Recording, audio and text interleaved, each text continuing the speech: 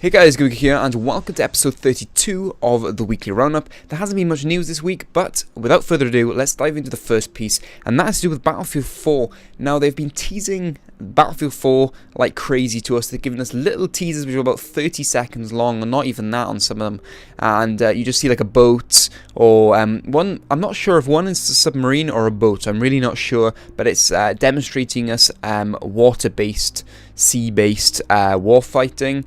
And then another one was just a tank, which you kind of have seen in Battlefield before, so that's not anything new. But they're teasing that like crazy. You can also go to the Battlefield website, they'll put a link in the description to that. There's a separate section for Battlefield 4, where if you log on, you get a special Battlefield 3 tag saying I was there. Really cool. But the date you need to know is March 26th. That is the conference that's going to be going on, where EA are going to show us some gameplay of Battlefield 4 live at GDC. So that's going to be pretty awesome, so mark that in your calendar and don't miss it. So the next piece of news is to do with Valve.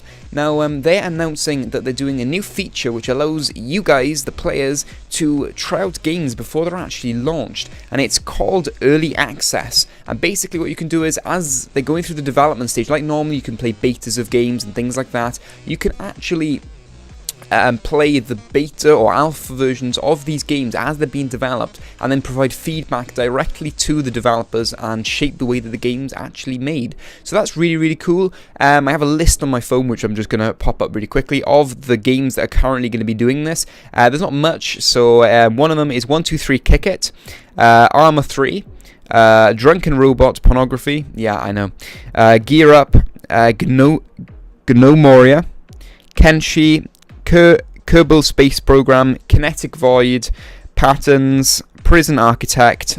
Played Prison Architect, that is quite a good game, check it out.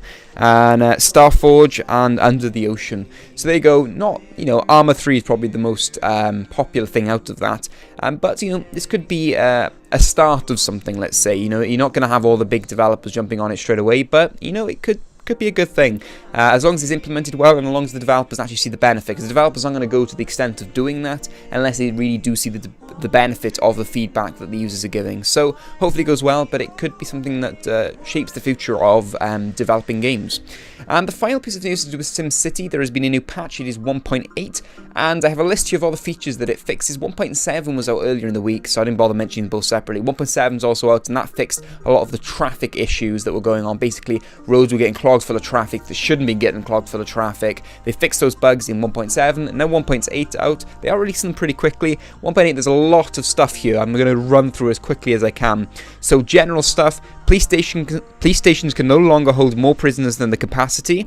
Added mixing roof textures for certain commercial buildings. Added completion moment cinematic for great works. Visiting police cars have avatar of neighbours above them. Arcology population reflects the population of Arcology, not the city. Fixed a clog in the pipes where sewage would sometimes get backed up and act jittery. Region wall will pop up with a new chat message has been received. Read improvements to cases when connecting a road to an existing road that goes over uneven terrain. Turned some of the road snapping priorities to address some edge cases where it wasn't behaving as desired. I'm not reading well today, as you can guess. Fixed case where a new road would sometimes cause an existing road to change its shape drastically.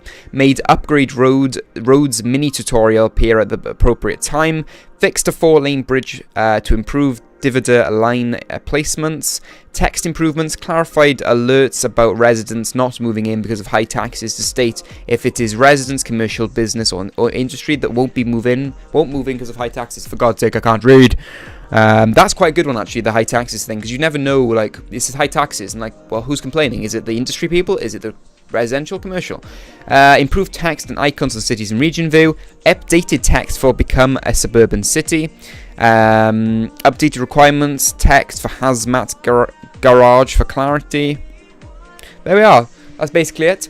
It's nice to see that they are quickly pulling out these patches. As I said, 1.7 wasn't out that long ago, now 1.8's out. They are working day and night to fix it, even though these things should have been fixed before the game was launched. I completely understand that. But it's nice to still see that they are, sticking to their word and pushing it out. Also, anyone that has SimCity already owns it. If you bought it through Origin, I think if you bought it normally as well, as long as you've registered it through Origin and played it by now, then you are actually eligible for a free game. EA are apologising for all the server issues been going on. Games include Battlefield 3, Dead Space 3, Need for Speed Most Wanted, Medal of Honor, Plants vs Zombies. Some awesome games there. If you don't have them, honestly, you need to go just boot up your Origin and maybe quit it and restart it if you've had it open a while. And it should come up with a pop-up saying, you know, we're sorry, and choose your free game, and choose one. You need to do it. I'm not sure what the date is. I think it may be the 29th. But make sure you do that, otherwise you will miss out on your free game. But thank you guys for watching the video. If you did enjoy it, don't forget to hit that like button, leave any feedback, comments in that comment section down below, and subscribe if you haven't already. It's free after all, and I'll see you on the next video. But as always, drink tea and game on.